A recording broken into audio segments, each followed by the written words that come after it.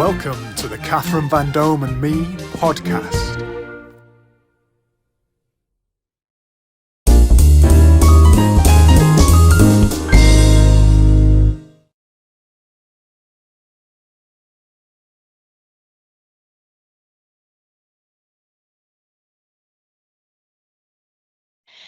Hello and welcome to Catherine Vandome and Me, and today I'm joined by a brilliant artist who is a film and television actor, and he's also a musical theatre entertainer and a professional singer. Please welcome today's guest, the brilliantly talented Mr. Paul Humphreys. Here he is. Brilliantly Hello, talented. Paul. I've never been called brilliantly talented in my life, so thank you. Well, you absolutely are, and it's a pleasure to have you on. And How you are wouldn't you, know I Paul? was well, for my voice today, I'm croaking away. I've got no top end to my voice at the moment, which I do have a paid gig tomorrow night, so I'm hoping that the top end of my voice is going to reappear at some point in the next 24 hours. But if I try and sing at the moment, there's nothing there. So Paul. I'm going to be a bit Barry White today, if that's okay. We welcome Barry as well, and absolutely, Paul. No, it's an absolute pleasure to have you on today. And if you want to sort of introduce yourself to our listeners today, because I met you at the brilliant Cliffs Hotel in Blackpool, and we performed together many times, and it was an absolute pleasure working with you, and such a great venue to perform at as well. And I just wanted to ask you, what's your how would you describe yourself, Paul, in this entertainment world? Well, I suppose I'm a self-employed performer. I think that's the way that I describe myself. Some people are, I'm an actor, or I'm a singer. I'm probably, I'm not a master of any of those things. So I just try my best at all of them. But I'm very lucky that I managed to make a living by using what talent I've got in whatever I'm doing, either acting or singing or various other things. Presenting, I do bits of presenting. As you know, that's how I met you, really, because you were the performer when I first met you, and I was the compere, and used to bring you on, and then I'd put a hook through the curtain and drag you off when they started throwing things. And could you hear me wheeze then? I sound like Muttley from. Oh my, that's a great, that's an audition for Santa, I think. yeah. What was it called? Wacky Races, Muttley. That's it, Dastardly and Muttley. Dick Dastardly. So some people define themselves as an actor, some people define themselves as a singer. I don't really. I just say I perform for a living. My main other job is sort of a performance job as well, which is nice. I'm not sort of there's not a day goes by where I'm not doing some form of performance, which I'm lucky at, really. Well, I was going to say, you really do have a cross spectrum of talent, and I've seen a lot of your work. You've been on Coronation Street. We're going to go through all of those different wonderful. I was the original cat that laid down on the roof at the beginning of the old. That was me. And you see, I absolutely adore Hence your the stripes, you see. You really are.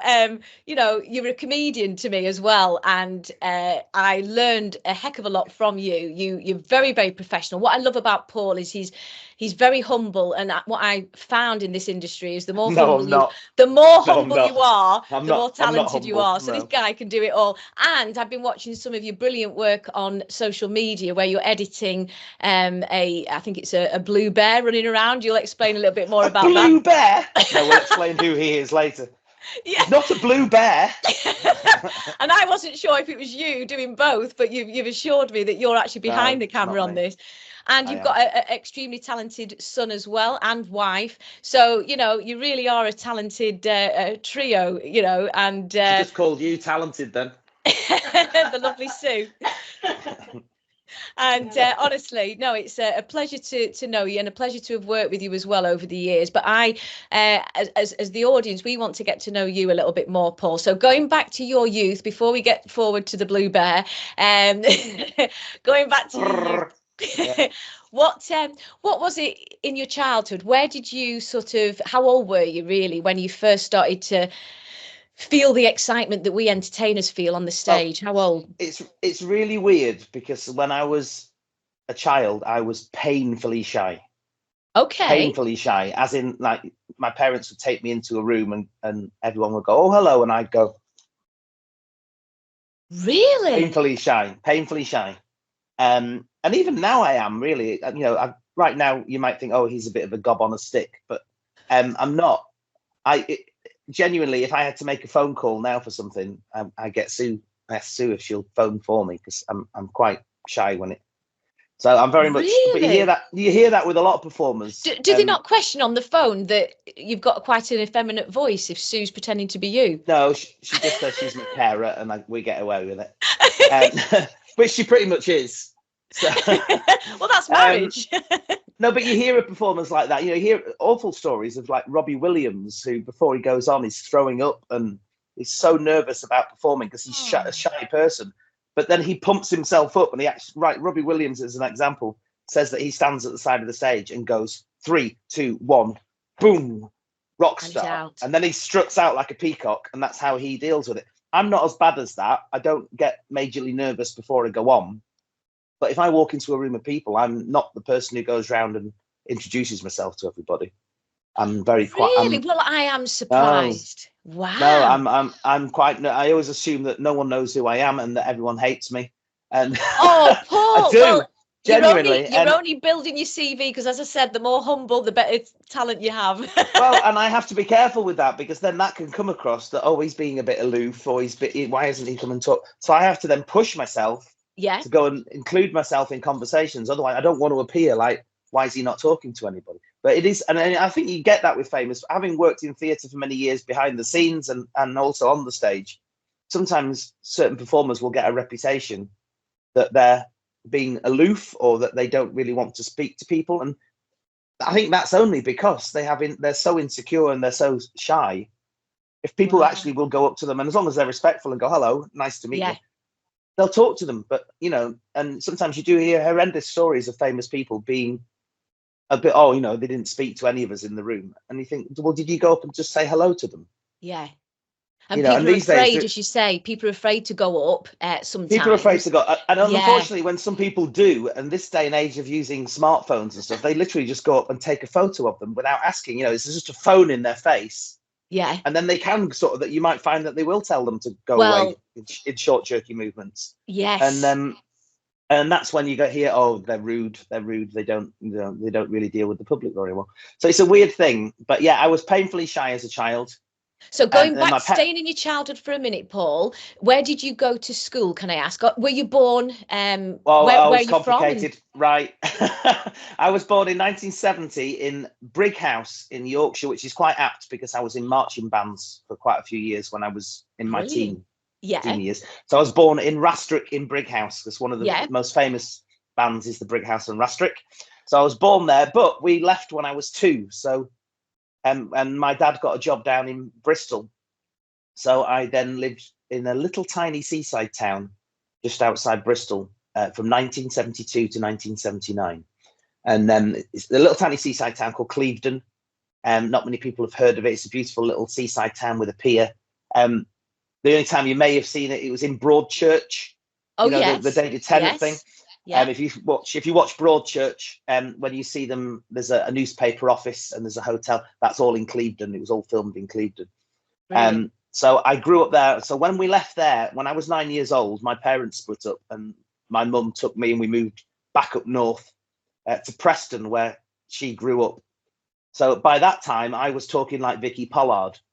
So I arrived at school. Are you saying that I talk like Vicky Pollard? No, I talked like this. I was proper Bristolian. Oh, I see. I walked into school. I was talking like this. With a combined Irishster. Right. And they were all going, what are you talking about? And I was going, what? I don't understand what you're saying. And so I was proper Bristolian. And were you were you an avid gardener?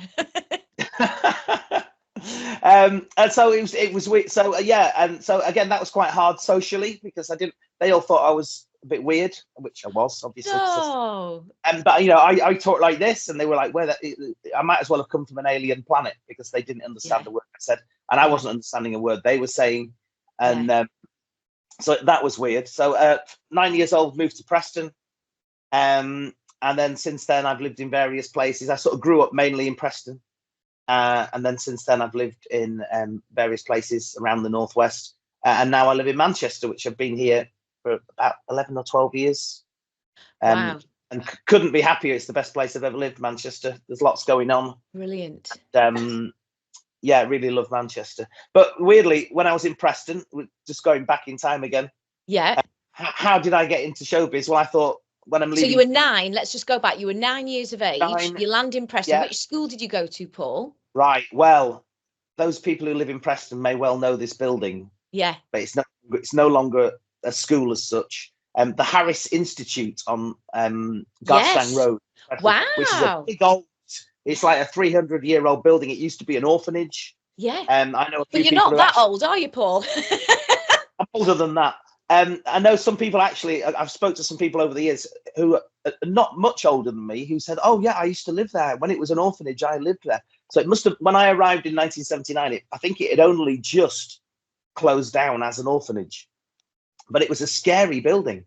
I'd come from a very modern primary school in Bristol, and all of a sudden I was in this Gothic. I mean, our assemblies in the morning were in a church essentially.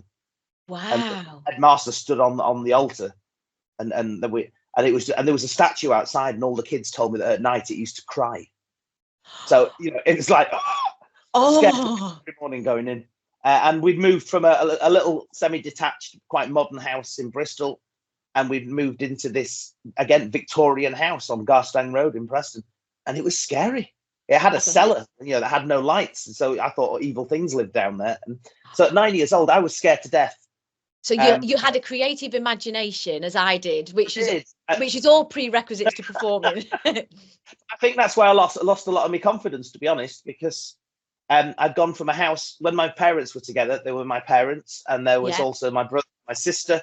We all lived very happily in the house. Then my mum and dad split up, and my brother was 7 years older than me, so he was just leaving school and he went off to work, I think, in Torquay, and my sister was 18 at the time. So my brother was 16. He went off to work away in Torquay. My sister got married and moved away. And then my parents split up at the same time. So I ended up on my own pretty much with a reasonably suicidal mother because she just lived with my husband. So I think that's where a lot of my insecurities came from, and probably why I've ended up being a performer, because you find that most performers have some need for love. Sort of attention and love, and I didn't really think it at the time, but looking back on it, I think it's because all of a sudden I found myself sort of on my own. Yeah, because mum was busy just having a bit of a breakdown, I think, and you were almost like what some male children feel is that you're sometimes like the husband you got to look after. If you're the only man in the house, you're the man in the house from a young age.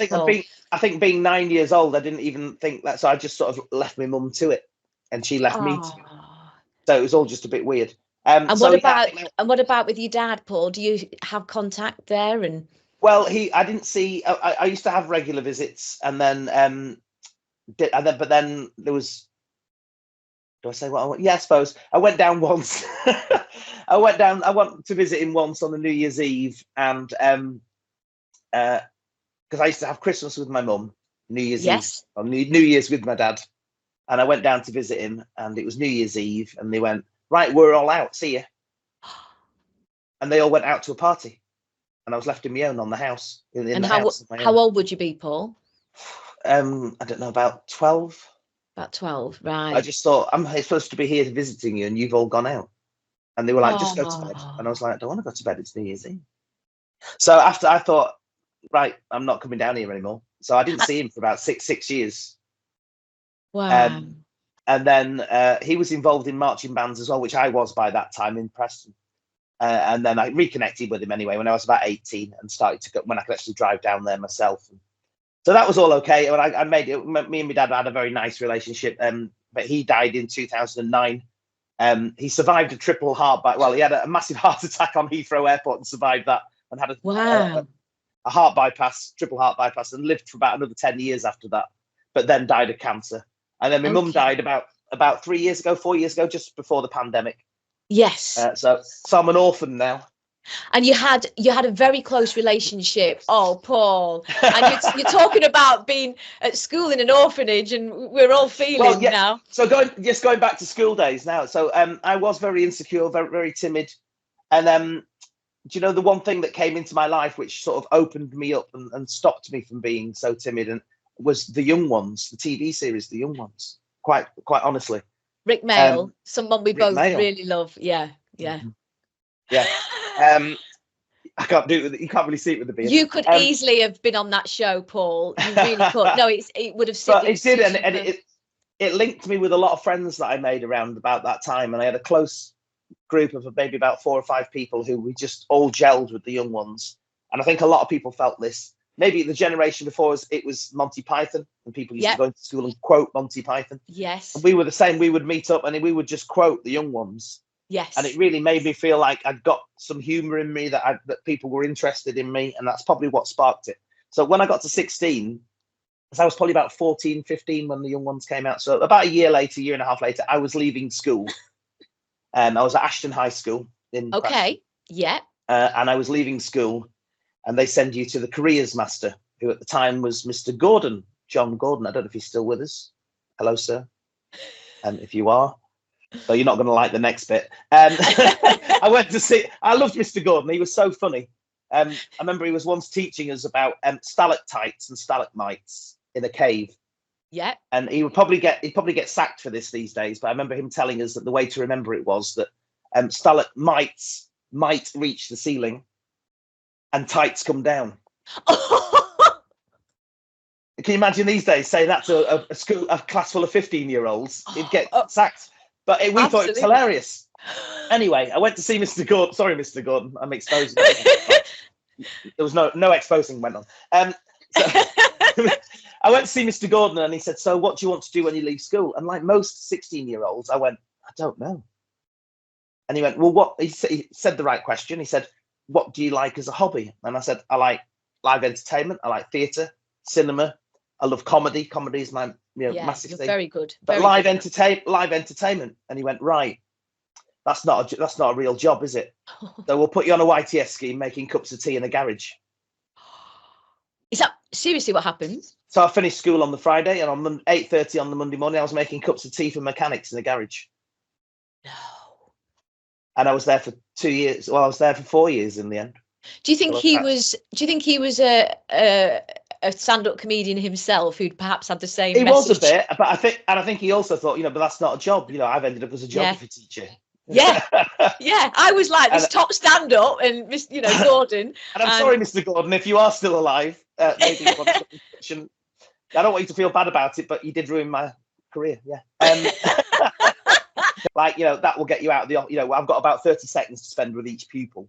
Yeah. And if they said I want to be a mechanic, they'd go, "Great, we'll put you on a mechanics course." I want to be a plumber. And because I went, "I don't know." Yeah. He went, "Right, okay, YTS." And did you ever, in your youth, Paul, did you ever perform in any shows? Was there any sort of spark then? So you didn't actually do any drama? No, nothing. Never thought I could sing. Were you sporty? What would be your? Was I sporty?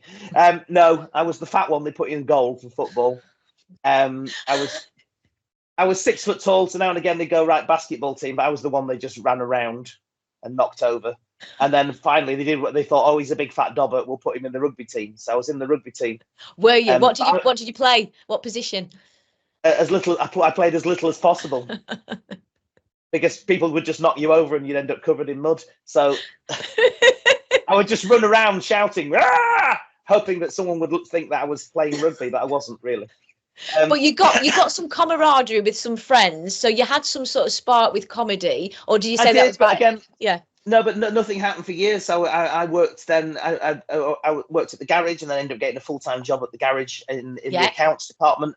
And then I ended up. I was doing very dull jobs for a long time. In what they call sales ledger and purchase ledger. So I was either paying bills or chasing people to pay their bills. Okay, but good grounding though, Paul. Good grounding, I mean.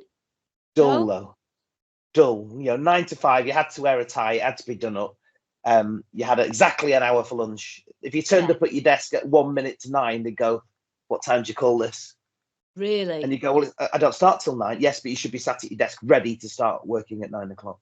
Goodness me. So it was accounts departments in like insurance brokers, and then I ended up in Blackpool working as a credit controller for a massive hotel in Blackpool. Yeah. And hated that as well. I only got that job because my cousin worked there and she got me the job. Oh, really? I was useless. Anyway, because I got made redundant. Oh yes, so I worked at, this is an interesting one. So I had a long-term job at an insurance broker's, and then I got made redundant there, and then I got a job at the hotel in Blackpool, which was really well paid, paid. Okay. Because I was the credit controller. I was head of the credit department. Yeah. Shouldn't have had it. As I say, my cousin was the front of house manager, and she managed to get me the job. So I was there really unhappy, and then my wife. You do sound like you're working at Thomas the Tank Engine when you say I was the credit controller. Well, I was. I think I was the fat controller. I literally was. And then I was miserable there, and at the time I was getting paid lots of money, so it was worth it, but not happy, and I wasn't very good at it.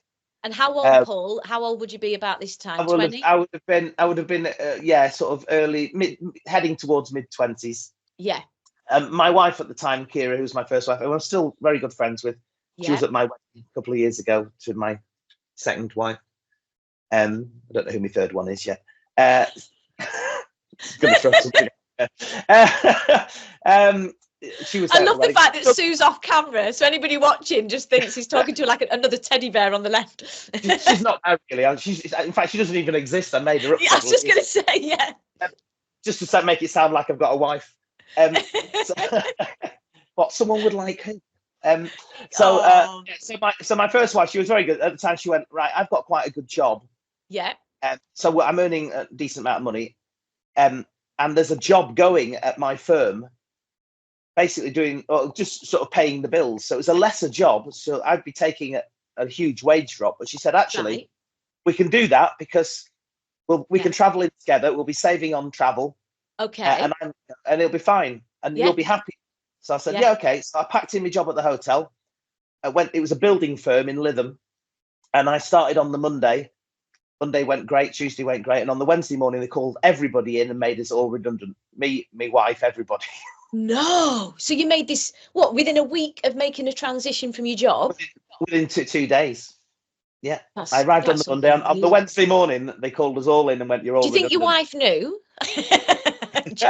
It was a complete out. In fact, people in the meeting were shouting, why did you employ him on Monday morning, knowing that we're all going to... Wow. So, how did that feel? How did that feel? Well, that was the second time I've been made redundant 4 times now. That was number 2. But I mean, that was a joint thing. So you both had no income. It was. And we both went, what we're going to do. Luckily, she ran straight out and got another pretty good, well-paid job. I think it was a building firm again. Right. Doing whatever she did at the time. I think she was a hod carrier or something like that. No, she wasn't. So she went, right, what do you want to do? What are you going to do? And I said, I'll just get another job in an accounts. And she went, but you're miserable in accounts. You hate doing accounts. Like, yeah. And I went, I know. And she went, well, why don't you go and do something interesting? Be fine. We haven't got any kids. You know, Jay hadn't arrived at that point. And so I said, right, what should I do? And just at that time, there was an advert in the paper for Camelot theme park. Brilliant. Saying we are hiring for the summer. Come and work with us and work on the ride. So she went, go and do it. It'll be fun. Yeah. It's still money. You're still earning money. Just do as many hours as you can, and it'll be fine. So I went and worked for a summer at Camelot theme park. What, putting people on rides, Paul? Putting people on rides. I don't know if do you remember? Did you ever go to Camelot? Yeah. And then there was the jousting, and Steve Royal, I think, did. Well, that's where I first met Steve Royal. I've had lots of encounters with Steve. I'm still friends with him now, but that's where I first met him, in the staff canteen. Do you remember there was a green dragon that used to race around a track? Yeah. I used to drive that. Did you? You were the Green Dragon driver. So you've gone from only the for one controller season, to the Green Dragon. To the fat dragon driver, yeah. You keep adding fat, not me. Which was basically a tractor on a rail. It was a tractor that had been made to look like a dragon. Is that on your driving sort of skills? Do you have to like put things like that? Drive, you know, like I can drive a dragon. Yeah. Yeah. They used to tell you to set off at a medium pace, because when you first set off, there was a 90-degree angle turn at the end, and they said you don't go around that too quickly, or otherwise people will break their necks. So of course you did. So you'd set off from the station, you'd go vroom, like that as fast as you could to that, and as you hit the corner, you'd look over your shoulder and see all the kids go. It was fantastic. Paul, you've always enjoyed working with kids, haven't you? You hear all the kids screaming in the back, "Mummy!" And you go, "Yes." So I worked there for one season, and it was getting towards the end of the season. And again, I'm thinking, what am I going to do? I just have to go back to doing accounts. And then, luckily, again, my ex-wife Kira, her brother Clark, who is how I met Kira. Actually, I knew her brother first. I was mates with her brother, and then that's how I met her. I ended up getting married, etc. Yeah. Clark, my brother-in-law, worked at the Guildhall in Preston. Of course, yes, because I saw you there. Crew. Yes. And he said, "You should come and work here, because he sort of knew me as a bit of a performer and a bit of a singer now and again." Yeah. And he said, so hang on. So had you performed? So rewind slightly. Go on. He knew me a little bit, because I'd started to do little bits of singing in pubs, not professionally, but okay. And I was very much into the band scene in Preston. We're going to watch bands. Yeah. Not band, watching bands. And that's how I met Clark, because he was in a band at the time called Fat Lad's Brother. Okay. Fat Lad's Brother. It's an interesting name for a band. My best mate is called Dave, and we all call him Big Dave, because he's he's got quite podgy bones. And his brother was in the band. He was the keyboard player, so they started calling him Fat Lad's Brother. Oh, that's funny. Yeah, that's good. It's not very politically correct these days, but that's what the band was called in the end, Fat Lad's Brother. So I met him through the band, and I did bits of singing. We did the odd sort of charity do where I sort of sang. We put a band together, and so he knew me as a performer anyway. So he said, "Why don't you come and work at the theatre? We need stage crew, full-time stage crew." And how old would you be now? What, 30 perhaps? I was 26. 26. And I ended up staying there for 15 years. I was going to say, yeah, because it'd be years later when I saw you there. So you'd been there 15 years. And the Charter Theatre's not there anymore, is it, Paul? It's there. They've not demolished it yet. Right, right. I think they're starting to open it up for the odd show now. It's a bit sad, the Guildhall and the Charter Theatre, because it's had various incarnations over the years. And it's although it's a lovely building and I have great love for it, I've had lots of happy memories there. When they built the Guildhall in Preston, and people can criticise me for this and say I'm wrong, but I think I'm right. They didn't really know what they were doing when they built it. And all the people that have worked there will tell you that, because if you try and get anything into the Guildhall or into the Charter Theatre, it's really hard to. Is it? So if you go and watch a show at the Charter Theatre, all of that scenery has had to be hoisted 60 feet into the air and through a hole in the floor. Oh, I see. The structural part of it, you're saying. Yeah, in the 1968, when they started building it, they didn't know what they were doing. And is it because you were raised in an institute where you knew where the cellar was and you were 9 and you therefore had much higher level of knowledge of structural issues? Maybe it was. No, but it's so I can understand why many people would want to demolish it, because it's not an easy building to put shows on in. Fine. Oh, well, I never knew that. Thank you for that. Yeah. But Preston needs a theatre. Of course. Well, it's got the Playhouse, don't forget. It's got the Playhouse, and and I'm glad that there are people who are looking after that and who are putting shows on there. Yeah. But the big one is the Charter. Yeah, and I said for years that the old Odeon in Preston should have been made into like an Apollo. Yes. Yes. And unfortunately, they decided to burn it, didn't they, last year? Or was it the year before? Along with Tokyo Joe's nightclub. Exactly. Burning lots of memories there as well. Had some nights in there. So, but if they do demolish the Guildhall, I do think they need to build something else. They need to build another concert hall or something. Yes. Because although the Playhouse is lovely, but it is very small. And they won't get any major productions coming in that can go into the Playhouse. There's not a big enough audience. It's a lovely old building, and it can't handle modern productions. the thing with the charter then, what was your job? You were backstage. Well, this is it. So I started as stage crew and ended up as permanent stage crew. And then I ended up getting a job in the marketing department as the marketing assistant. Brilliant. And still doing stage crew on the side as well in the evenings. And then I ended up pretty much for a couple of years as the marketing manager. Oh, very good, Paul. Yeah. But didn't really want the job and didn't have the experience or the training. Again, I was sort of blagging it. And that's where I met Sue in the end, because wow. There was so much work coming in and I wasn't really trained to do it. And Sue was a consultant. She was actually at the time on a show, Hello Dolly. Oh yeah. Anita Dobson in it, and she was promoting that at the time. Brilliant. But she was a freelance marketer. Yeah. Marketeer. Is that the word? A marketeer, like a musketeer without a sword. No, she does hold a blade to my head. This is like Eric and Ernie without Ernie appearing. It is. Ernie's over. Ernie's my cat. We've got Ernie the cat. I'll show you Ernie. Where's Ernie? How do I turn the camera around? So Ernie is here. Where is he? There's Ernie. Oh, hello, Ernie. And hello, Sue, as well. Sue's over there. Hi, Sue. So go on. So you met Sue on Hello Dolly. Yeah. Well, she was doing that, and because we needed help in the marketing department, she was a freelance marketing person, theatre-wise, and so they asked her if she could come in and do a few days a week. So that's how we met. Brilliant. But I was there for 15 years in the end. So in 2011, again, they were sort of downsizing everything. Yeah. And I think they thought I would stay because they pretty much. So I was being made redundant for the fourth time. Oh, Paul. I think at that point. But all they character building. All character building. It was. But again, it was a decision time. It was a crossroads, a bit like when I got made redundant and I went off to work at Camelot. Yeah. At the time, they aimed. It was basically the whole of the marketing department was going to be condensed into one person. Yeah. And they pretty much aimed it at me. So the job description basically described me. You know, we need a person with a beard and who sings in a band with a big bloke in the corner. Who sings in the band whose name begins with P and ends in all. And I thought, oh God, really? Because although it'd be great to keep my job, I'm going to be doing the jobs of everybody. Yeah. And I'm still going to be here.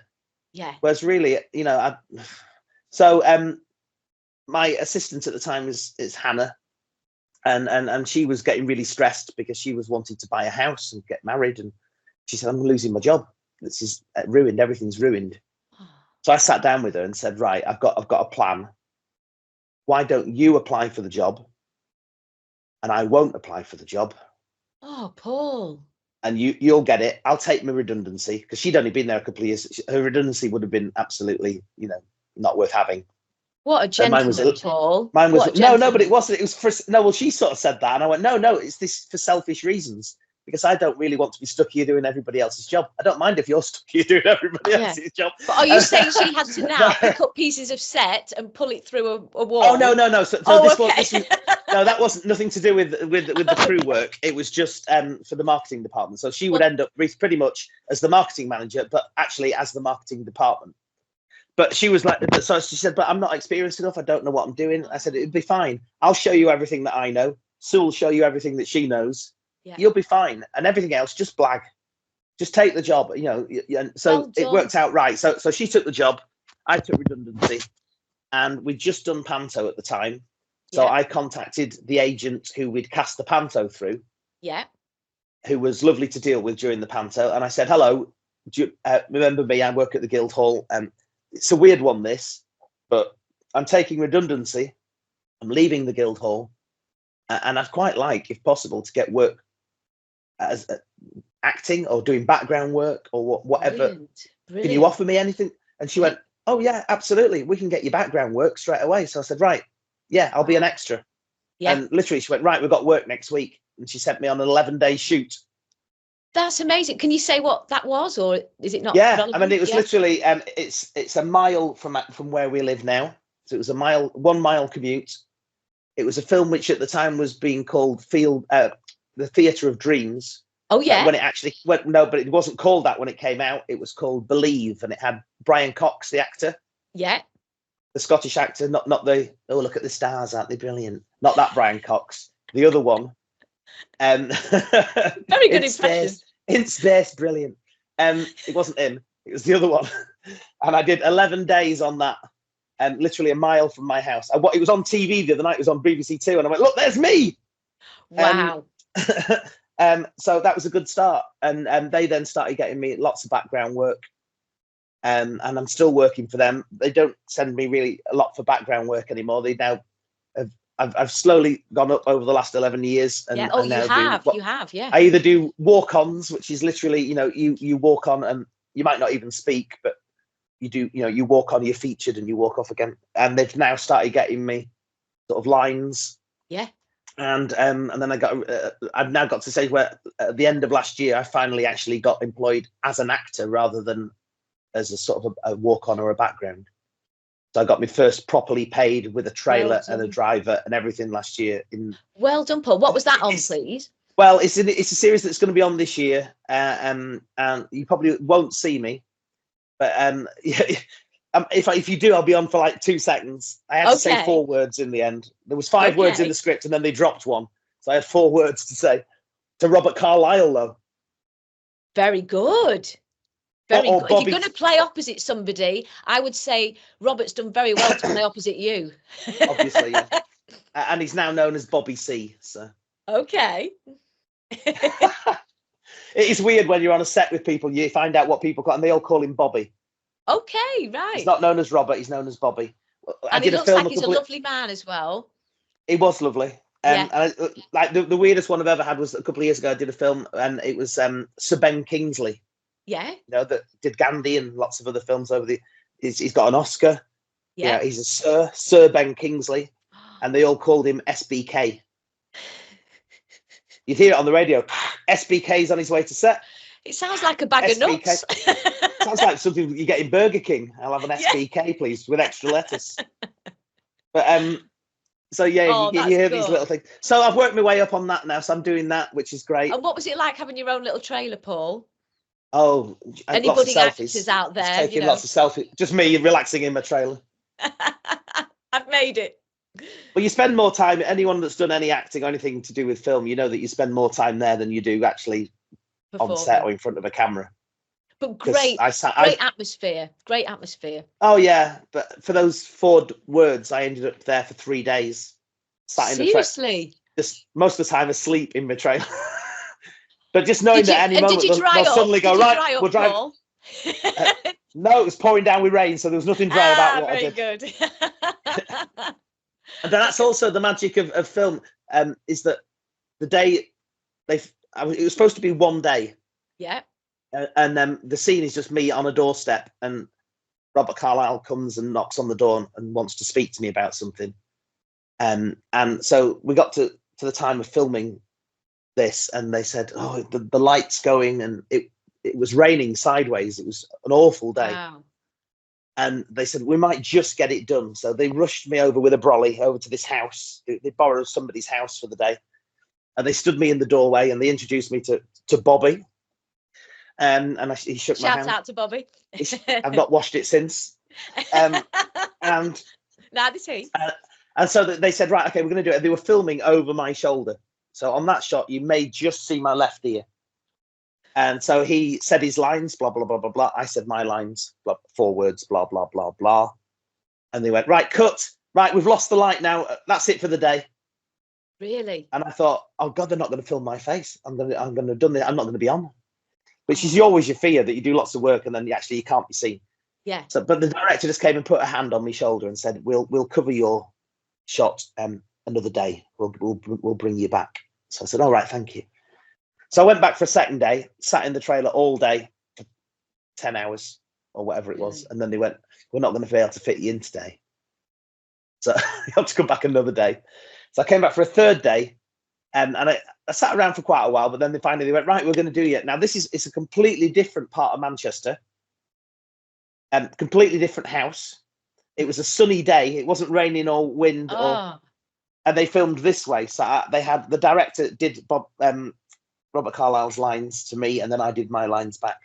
So I would imagine if they do use my face, they're going to have to completely computer generate the fact that it's because it was the shot one way was raining and miserable and dark, and then the shot towards me was sunshine, different doorstep, different house. Oh, could you not have stood in the shower? Do you not think you could have stood in the shower? I should have just throw a cup of water over me first or something.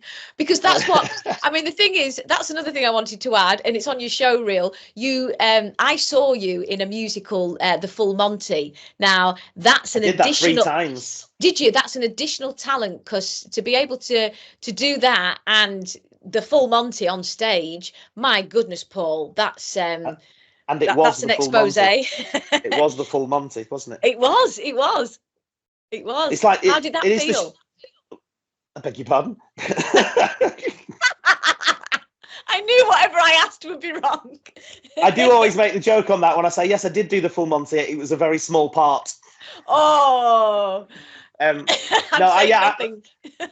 when I told a few people I was doing some filming with Robert Carlyle, they all said, "Oh, tell him that you did the Full Monty." Oh. And I said, "No, absolutely not," because he'll probably go, "I did that 30 years ago. What's that got to do with me?" Oh, I bet he would have been. So I didn't tell him that. And you've done it 3 times. Which theatres did you do it at, Paul? Which theatres was it? I did it first of all at the Charter Theatre in Preston. Yeah. Then I did it at a little tiny theatre in Blackpool called the Brick Workshop. Was it called the Brick Workshop Theatre? I think I saw you there in Blackpool. Yeah, I think I saw you there. And in that one, my own son, Jay, who's 26 now, played my son. He was only 9, I think, at the time. Brilliant. Well, that's probably the one I saw. Yeah. Yeah. And it was in the round as well. And what was the third one? The third one was at Lowther Pavilion in Lytham. Right. But the one in Blackpool was in the round. If you think about it, we're all there on stage with no clothes on. There's nowhere to hide. And timing the hat moment.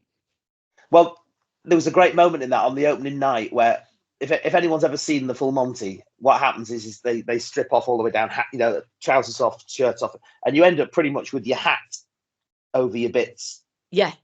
And what's supposed to happen is you go 3, 2, 1, and you all throw your hats in the air, so you stood there completely naked. But what's supposed to happen is, lighting wise, all the lights that are pointing at you go off, and all the lights that are behind you come on.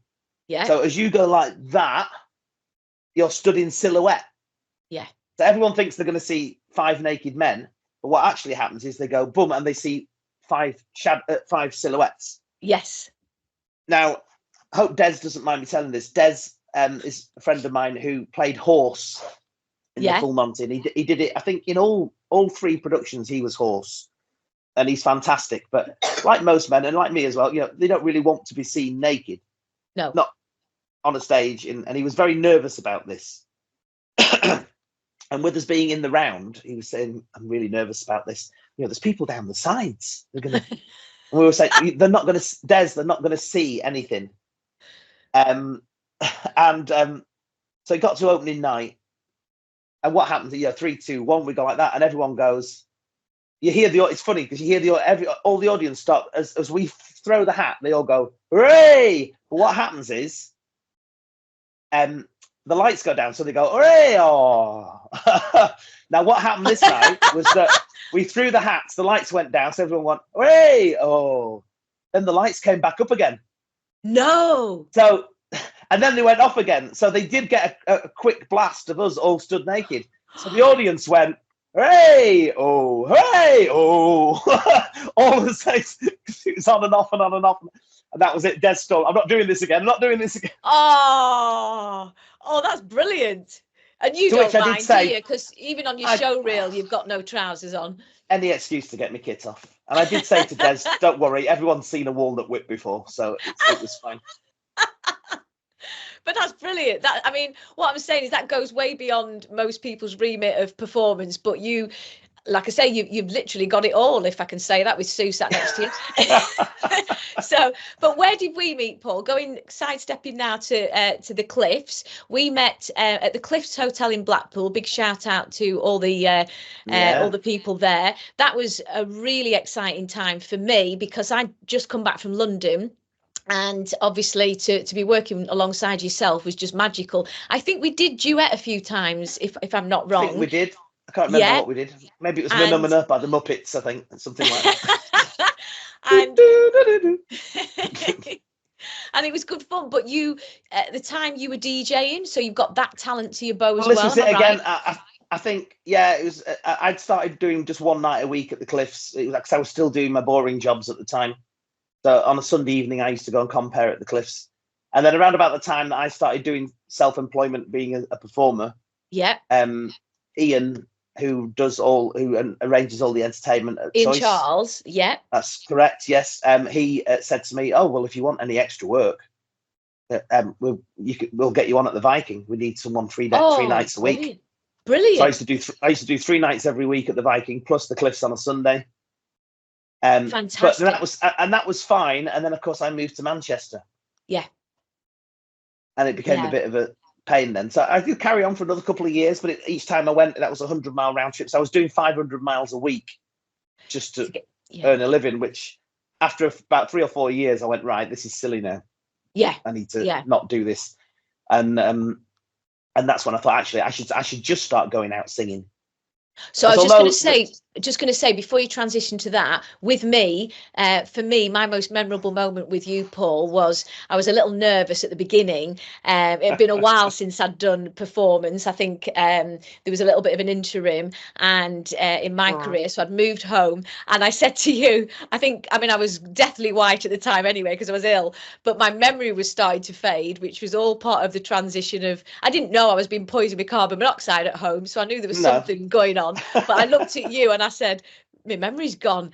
And you just tell me what you said, because it was just perfect. And after that, I was totally relaxed and loved every minute. But you just say what you said. The curtains are closed. You're doing the da-da-da-da-da intro. And I looked at you. Coins? Yeah, go on. What did you say? Because I think it's great a phrase that had been around for a while. I just said, I can't remember the exact, but I basically said, is your bottom going 20p, 50p, 20p, 50p, 20p?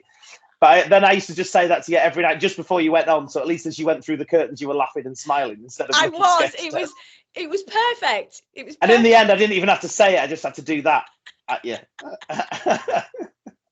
It was absolutely brilliant. And all I mean is, for anybody that's a brand new artist thinking of starting this career, your accreditations and your CV is it's remarkable. You've got so much talent, Paul. I just want you to say to anyone watching, look and listen to what you have gone through, because it's not the easy ride that we often think it is. There's a lot of ups and downs on the little green dragon before you get to the cream. That's how it is. Yeah. And it's balancing that thing of being able to do work that you enjoy, but also paying your bills. Yes. So, you can't, most of the time when you're starting to be an actor or a singer, you probably can't survive off just the acting and the singing work. So you've got to get something else. Yeah. And we'll talk about that, I suppose, in a bit. But yeah, I have another job as well, which isn't essentially acting or singing, but that also really helps pay my bills, but it's still performing. What I was going to say is just when you used to go through the curtain, just putting that somebody at ease as they go on. I'll tell you who I got that from, because I try and soak up things as I go through performing. I mean, I learned a lot from working at the Viking in Blackpool. The compare there, Buddy Lee. Brilliant. Just to watch him, and some of the other comedians as well, Terry Cotter and Carl Schofield, and the way they just walk out in Blackpool. Lester Crabtree, he was there. Lester Crabtree. Yeah, and they just walk out there. They're not nervous. No. But they still look like it's the first time they've done it. They're so fresh, but they can. I mean, Buddy Lee, essentially, I worked a lot with him. And he can go out in front of an audience, and you could leave him out there for 5 hours, and he could entertain them without really telling a single joke for 5 hours. Wow! And there's no nerves about him. He just talks to people, and he takes the mickey out of them. And so I learned an awful lot there. But the little thing of me just doing something that made you laugh as you went through the curtains. Am I allowed to swear on this or not? You can beat me out. You can do. Well, you've warned us. There's one swear word in this. Go on. Was Jim Bowen, the late great Jim Bowen, super smashing, great, Bullseye. I used to take famous people from the Guildhall through to his show on Radio Lancashire in Blackburn. And I used to go through regularly, so I got to know Jim on a nodding hello basis. Oh, how are you? Lovely to see you. And I also got to know Ted Robbins there as well, because Ted. Okay, yeah. Yeah. Jim when a good friend with Ted Robbins as well, who's a comedian, if you don't, and an actor. But Jim Bowen used to sit everyone down. Lovely to see you. Right, so you're here to talk about your new show, are you? Right, okay. We're just doing the news at the moment. The news is on. So when we come back from the news, you'll hear, and then we'll start talking. He said, I'll tell you when we're coming in, so just so you know when the mic's are live. So you can hear the news going on, da, da, da. And then it'd go, dun, dun, dun, dun, dun, dun, and he'd go, right, we're coming back from the news now. So is everyone ready? Right, everybody, the mics are going to come live now. Try not to say the word fuck. And just as he did that, they'd bring the mics up and everyone would be laughing. Perfect. And it sounded like there was an absolute party every time. So whenever they came back from the news and everyone was going, it's because he just swore at them. But he knew that the producer knew just to wait until he'd done. Sue's going out. Bye-bye. Say bye-bye, everybody. Yes, she's going. So they knew that the producer knew when to hit that button. They got it off to an absolute T. So he would drop the F-bomb. Yeah, just at that magic moment. Then put the mics up. Yes. Just as everyone went. Because it's the shock as well. Yeah, it's the shock. Yeah. He obviously wouldn't do it when kids were there and stuff, but it was grown adults and the doors were closed. He would do it, and everyone, he would just put it. Just broke the tension of, oh God, we're going on live radio. Yes, of course. That's well, you did exactly that for me. And certainly after that first time, I think your first night is I think it was my first night. Your first night is always going to be, even if you show it or you don't show it, it's always going to be a little nerve-wracking. But what I loved about you is you then started to transcend into opening with a song. As you know, you come back and support myself at the time. But now what I love is that you've got your own whole show, and you were a brilliant singer then, and you clearly are now. So all these strings to your bow.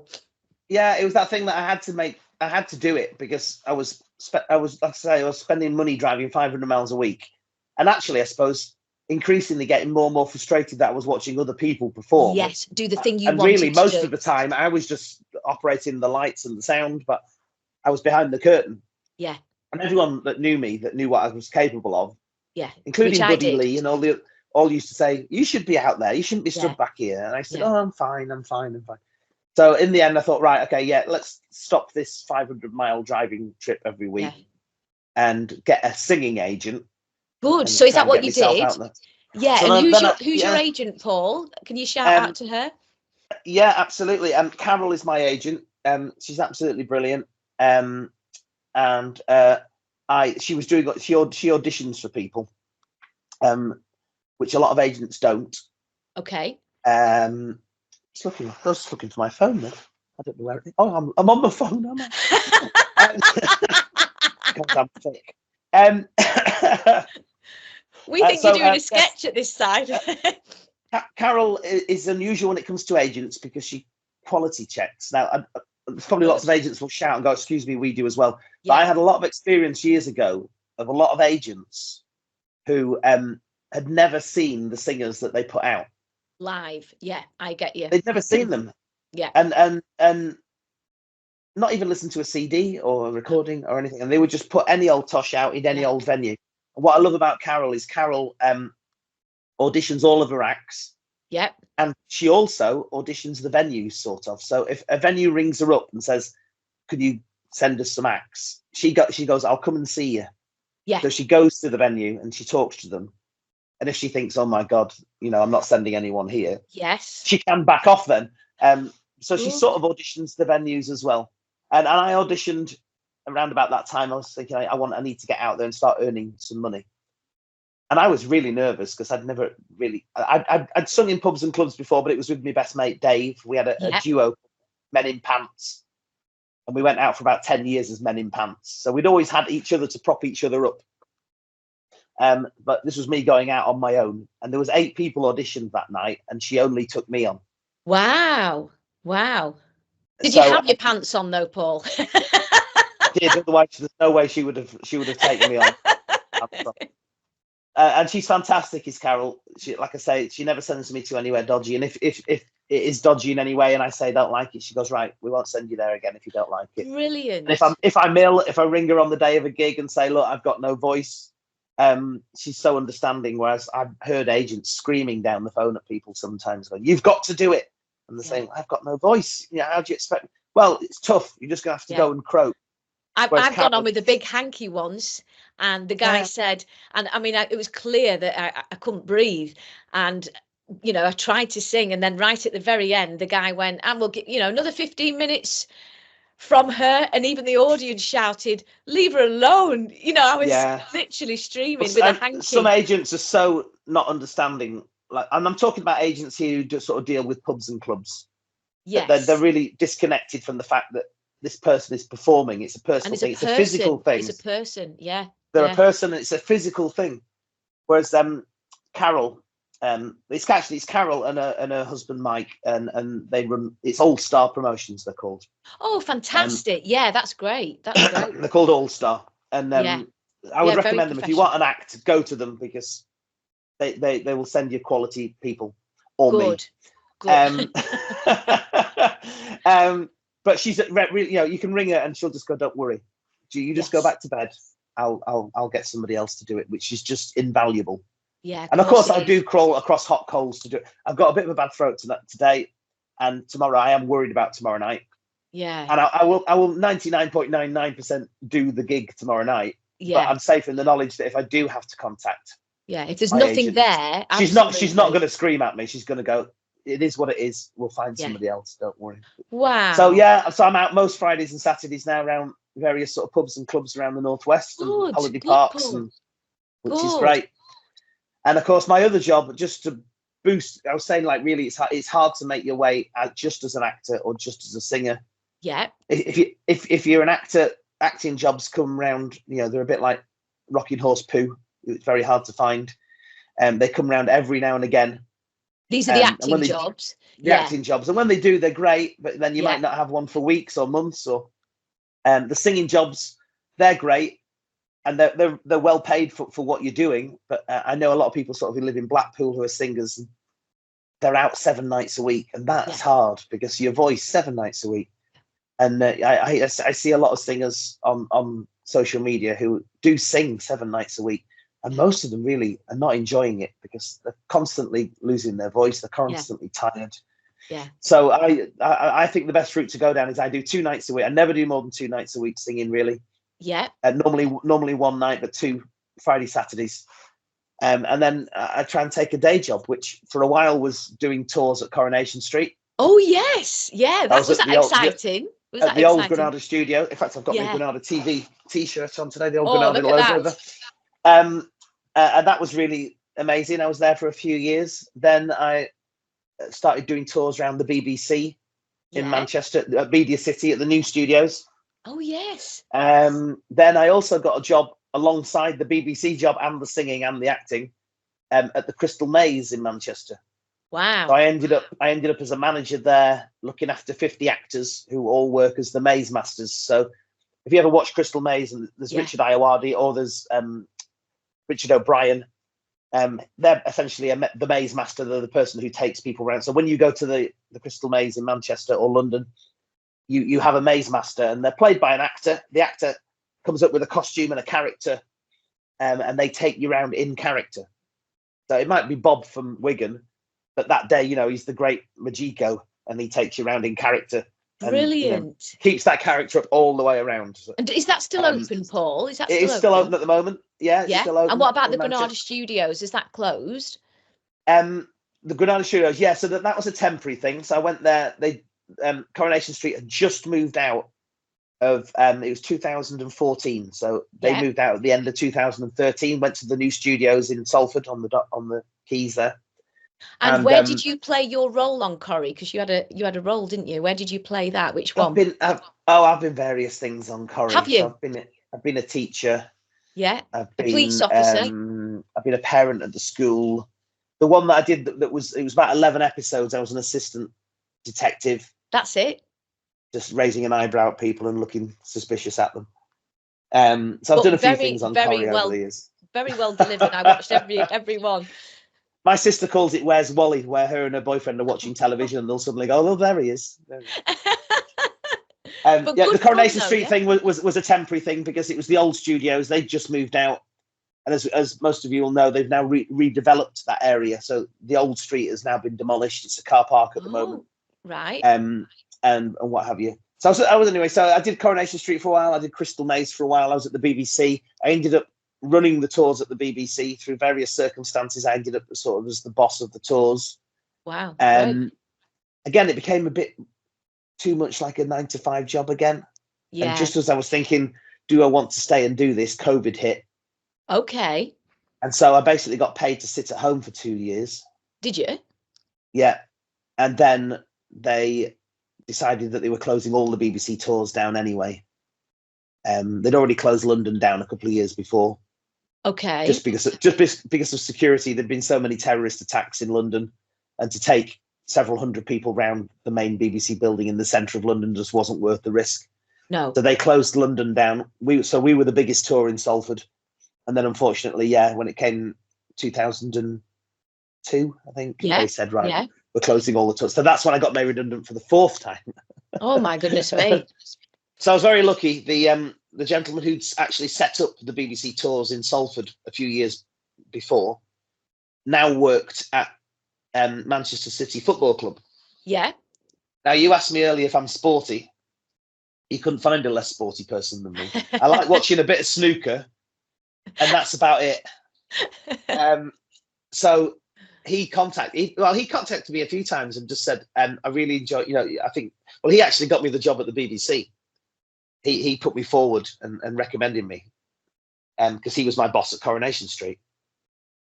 But he had set up the tours for the BBC. So he'd already been responsible for taking me on at Coronation Street and for putting me forward at the BBC. And then he contacted me and said, if you ever need any other work, I'm now at Manchester City Football Club. I'd love to have you as part of my team. Wow, that's nice. And so just at the time we were being made redundant, I contacted him and said, is that offer still open? He said, we're actually interviewing next week. Come in. So I went in and he said, right, I believe your knowledge of football is... Well, where is it? Yeah. What do you know about football? Like mine and Sue's. Where's your level? I said, well, I might be wrong, but I think there's a round thing and it goes in an oblong thing. And he went, you're right, the job's yours. Yeah, the job's yours. I knew you were going to say that. So for the last 2 years, I've joined an incredible team. They've welcomed me in with open arms. They know that I'm not a football person, but they know that I'm a tours. But I know what I'm doing tours wise.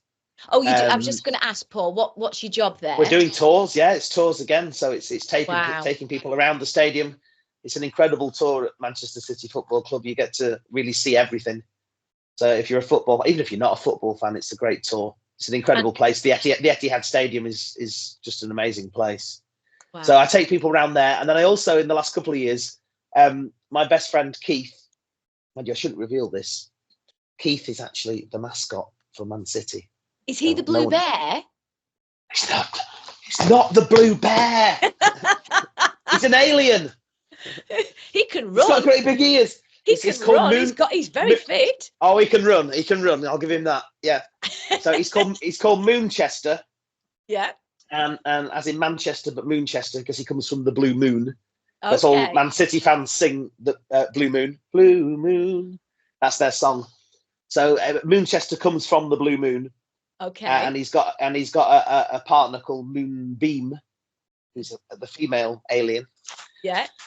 He's an alien, is he? Not a bear? Okay. He's an alien. Yeah, don't call him a bear. Because my other job is looking after Moonchester, mainly on a match. So on match days, obviously he goes and entertains the crowds, and so I'm there as I've now named it as being a Mooney Minder. So I'm a Mooney Minder on match days, which is incredible fun. It's actually a great privilege, I always think, because I remember the first day that I did it, me not being a football fan, didn't really appreciate what I was going to be doing. And when I came back from the match, I actually said, where I've stood today, people would pay thousands of pounds to stand there, because when the team arrive on the coach, we're stood right outside the door. So all of the famous players walk right past us. Then we go out onto the pitch and we stand at the end of the tunnel, and there's all the players run out onto the pitch. I'm stood on the pitch with 54,000 people around me, all shouting. And people, fans would pay thousands of pounds to do that, Yeah, and of I'm course getting they would. Of course they paid would. to do it. I'm incredibly fortunate with that. And they've really welcomed me with open arms at City. I think they were quite suspicious of people coming in who maybe were not City fans, or maybe with me not even a football fan. Yeah. But they've adopted me, and the club's adopted me, so I sort of adopted them now. So if you ask me who my football team is, I will say Manchester City Football Club. Oh, that's good. If you then want to carry that conversation on and go, oh, what about that goal last week? I'll go, no, I don't know what you're talking about. Yeah, it stops there. But no, honestly, Paul, that's fantastic. And so today, before we have to part, unfortunately, and I would love to bring you back in the future if you would like to return at some point. No, absolutely, definitely not. Maybe with the blue bear or the moon. What's his official name? The moon. Moonchester. Moonchester, right? So maybe we could bring Moonchester back. You could have him on. Yeah, I was going to say, not sure he could say very much, but you could perhaps speak for him.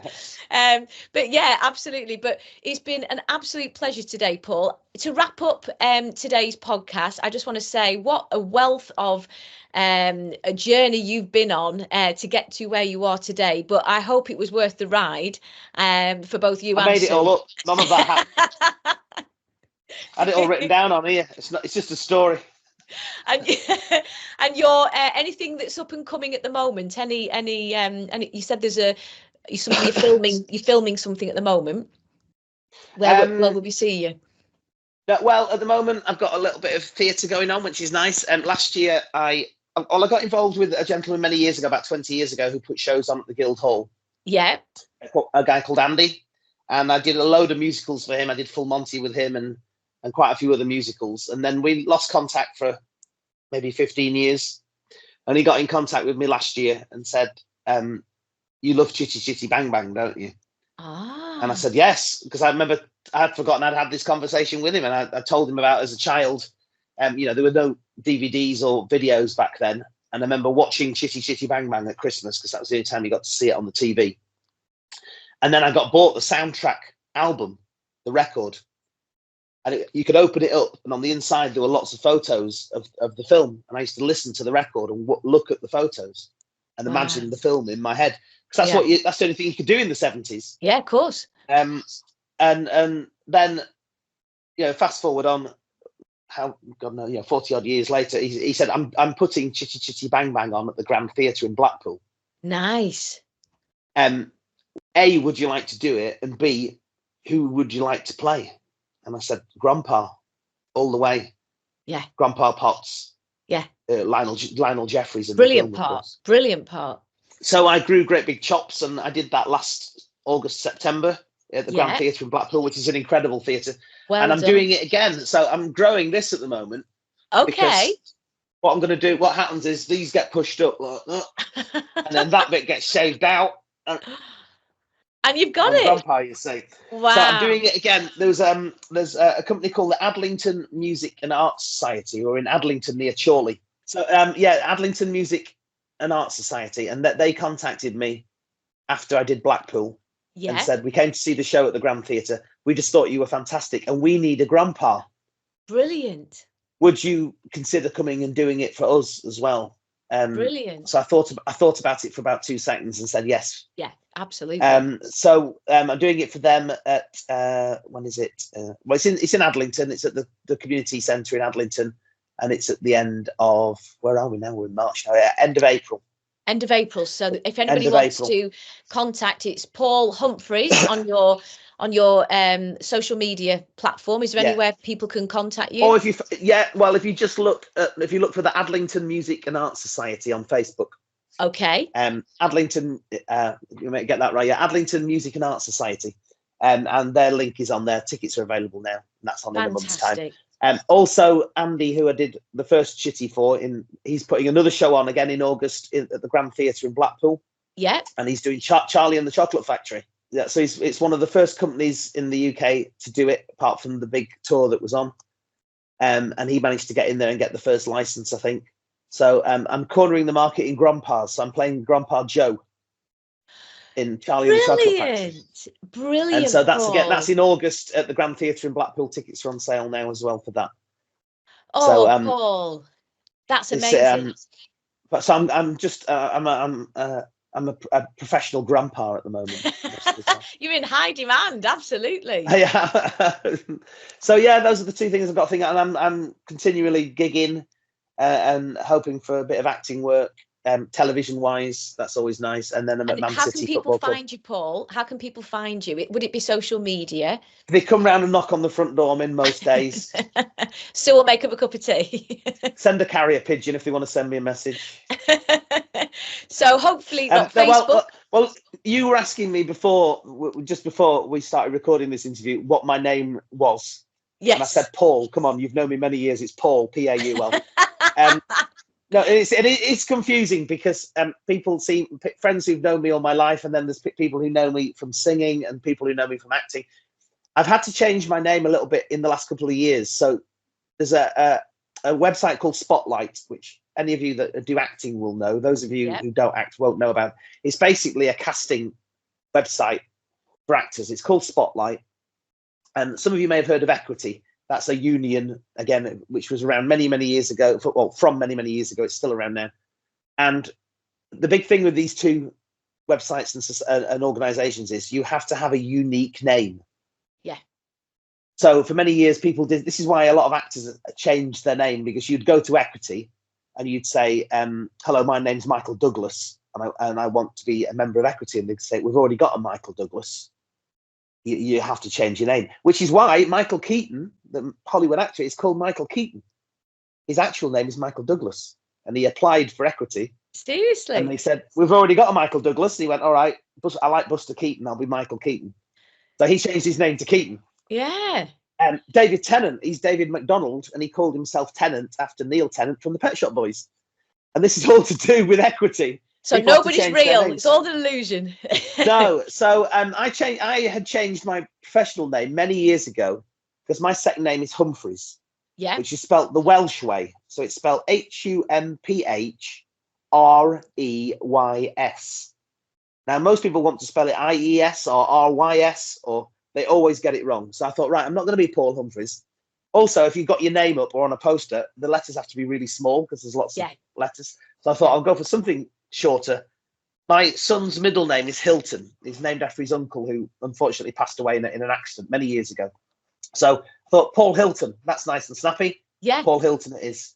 So I've been Paul Hilton acting and singing for years. Yeah. And then a few years ago, my agent was really pushing me. I want you to be on Spotlight, which is this, again, it's a casting website. Yeah. Where all of the industry people in film and television go on to Spotlight and they type in what sort of age of person they want, what sort of sex, whether they want, facial hair, whatever it is. It narrows it down, and hopefully your face appears on their screen and they audition you. So I kept on applying to them. And they said, we've already got a Paul Humphreys. Oh. You can't have Paul Humphreys. So in the end, I thought, right. No, sorry, they kept on saying Paul Hilton. I kept on putting Paul Hilton in. There is a very famous, he works for the Royal Shakespeare Company, and he's called Paul Hilton. So they wouldn't accept me as Paul Hilton. So I said, what about Paul Humphreys? Spelt R-E-Y-S, because that's my real name. And they said, yes, you can have that. Good. So at last you could be you, Paul. So at last, acting wise, now I go out as Paul Humphreys. Yeah. Because that's what my casting, my Spotlight is down as Paul Humphreys. But I'm still down as Paul Hilton singing, because it's easier for people to say. It's easier for people to spell.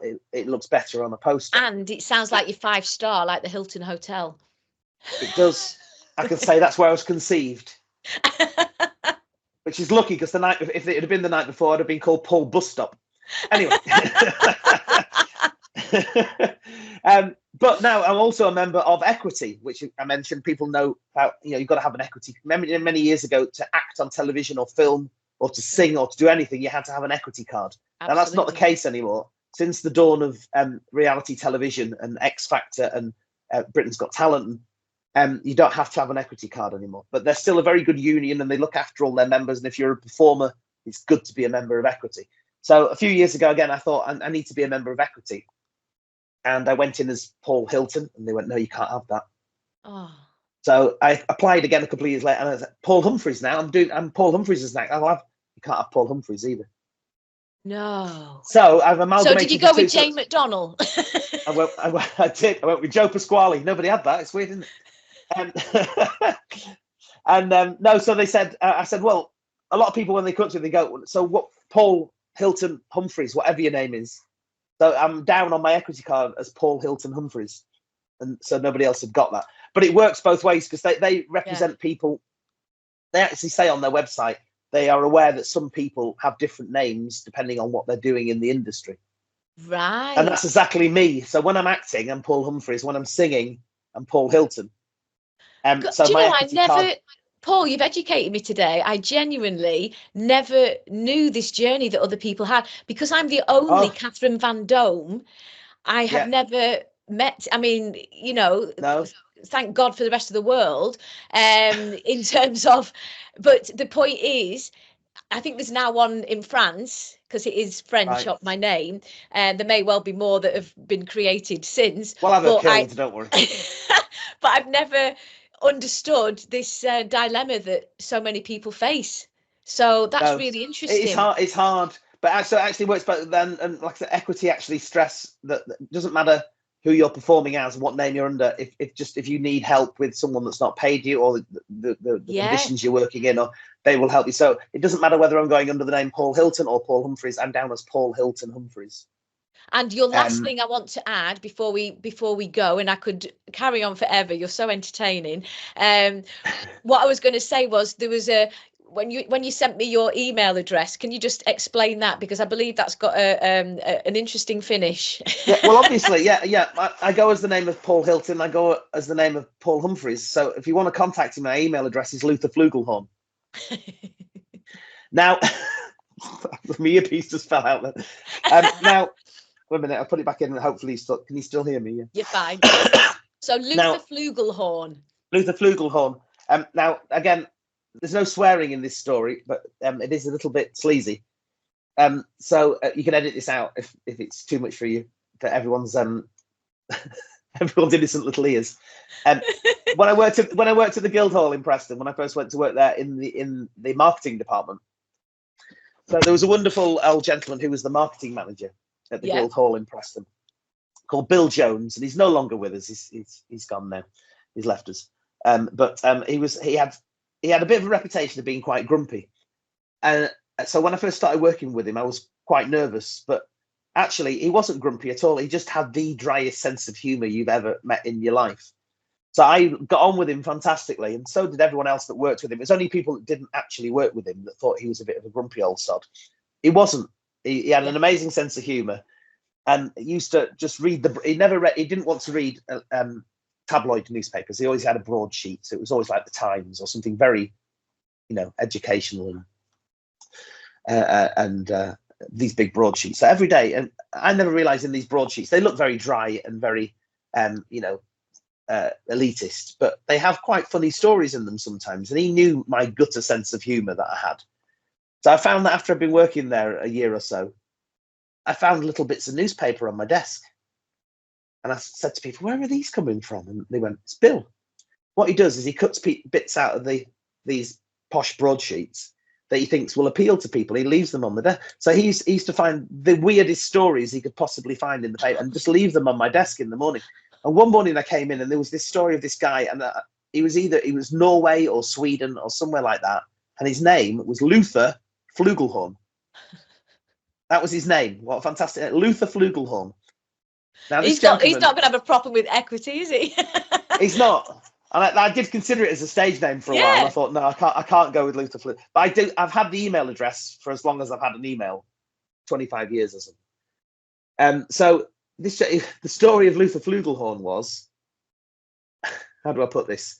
He had a mobile phone, and he liked to insert the mobile phone somewhere where he shouldn't. The full Monty. In the back door. And why anyone would want to do that, I do not know. I think it was before smartphones. It was probably a lot slimmer. Anyway, he'd inserted his mobile phone into his back passage, and it had hurt so much he'd passed out and accidentally dialed his own wife. So his wife could hear him on the floor screaming in agony, and called an ambulance, and of course the ambulance turned up and he's laid there with this mobile. So I just thought this story was hilarious and kept the clip in my wallet for years. And so when it came to having a unique email address, I didn't go with my actual name. I went with Luther Flugelhorn. So it really was a good ringtone. Oh, very good. Hey! Very good. I mean, some of the stories he left me was fantastic. Some of them, they were also, he used to like to, because he knew it would make me laugh, where they'd misprinted something in the paper. So I remember he used to look through the Evening Post, Lancashire Evening Post, and if there was a really bad misspelling, he would leave that in front of me as well. There was the only one I can ever remember, but it was brilliant. Was in the like the what do you call it? Where people are looking for partners. Okay. The Lonely Hearts section. Yes, yeah. The Lonely Hearts section. And this was supposed to say, not Grindr like today. No, but it was before all these sleazy apps that you can go on now. It's when you used to put an advert in the paper. Yeah. And this lady had put mature lady, 50 plus. Now it was supposed to say trying to restart her life, and it actually said trying to restart her lift. That's good. And I bet he applied. And I used to have that stuck up next to my desk, along with the Luther Flugelhorn one, for about 10 years next to my desk. But, well, he sounds brilliant. So I go under many names, and one of them is Luther Flugelhorn. I did DJ once. When I worked at the Guildhall, we used to have the UK snooker championships there. Yeah. And after the final, they would have a big party in the bar. But all the famous snooker players were in there with all their families and their agents, and they wanted music. So one year they went, Paul, you do a bit of DJing, don't you? Do you fancy DJing for the party afterwards? And I loved snooker, so all these famous snooker players were like gods to me. And I went, yeah, fantastic. And then I got really nervous, and I thought, I can't just stand there and be Paul from Preston playing music for, Alex Higgins and Steve Davis. Yeah. So I thought, I'm going to have to come up with, this is before I started acting, I'm going to come up with a character. So I put a green velvet suit on and dark sunglasses and a giant curly wig. And I called myself Luther Flugelhorn. So I became this New York DJ going, hey, everybody, this is Luther Flugelhorn playing the latest hits. And I bet they loved it. They did. And they thought, all the snooker players were coming up and having photographs with them. I was going to say selfies, but there were no selfies then. They were having photographs with them. But you have to actually wind the camera on. And I think that really does sum you up. You are multi-versatile, very, very funny, naturally quick-witted. And even just following you on Facebook is a joy, because you resonate hilarity. Even at the worst of times, you were one of the people that kept everybody going in lockdown. Your comedic manner is self-deprecating. That's where we both get along well. We always put ourselves down, but we shouldn't do, really. And you definitely shouldn't do. You are an asset to all who are privileged to know you, and and lots of love to Sue. Is she still there, or has she nodded off? No, she left me years ago. So it's been an absolute pleasure. I'm just a sad, lonely man with a couple of cats now. Oh no, my son's upstairs asleep. He's just been in America for 6 weeks. America. Oh so, yeah. If you want to follow, he's in a band. Yeah. They're very, very good. They're doing very well at the moment. They've just toured America for the last 6 weeks. What's the band called, Paul? They're in loads of magazines this month. They're in Metal Hammer magazine. They're in Classic Rock magazine. Yeah. They're in Kerrang magazine this month. What's the band called? Jen, spelled Gen. Yeah. Jen and the Degenerates. And you've just you just went over, didn't you, to, where was it? Yeah. They did a whole tour they started off in New York. And over 4 weeks, they went across America, and their very final gig was on the 17th of March, and it was in downtown Vegas, Las Vegas, open air. Wow! Outdoor arena. And this is your son. And what's your son's name? My son's J Humphreys. J Humphreys. Not Flugelhorn or Hilton. I don't think your son knows what his heritage is here. He's a very confused boy. He thinks he's Swedish. Sorry for him. He does. And he plays bass and does backing vocals. And brilliant. They were playing downtown Vegas. I've seen them, and he's very, very good. I can actually say as an outsider, very like your good self, following in your footsteps. Not at all. I'm nowhere. He's more talented than I am. Anyway, they were playing Vegas, and he didn't know, but we flew over and just arrived like 5 minutes before they sound checked. We walked onto the stage and went hello, And he burst into tears and went, "Oh my God." So that was a fantastic moment. So check out them, Jen and the Degenerates. Jen and the Degenerates. Any of your streaming sites, you can download their brand new album. It's just come out. Fantastic. You can even buy it on green vinyl if you want. It's out, or cassette. You can get it on cassette as well now. Cassette. They're going all retro. Still going.